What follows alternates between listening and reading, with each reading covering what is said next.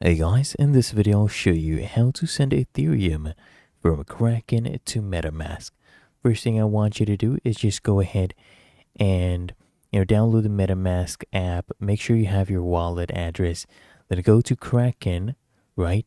And then here I want you to scroll all the way down until you see your crypto. Click on your Ethereum asset. So what I want you to do here, you can click either on buy or sell. So click on buy, you get a bunch of options. What I want you to do, don't click here on send. This is to send to another Kraken user. Click here on withdraw. We're going to be withdrawing this to an external wallet, okay?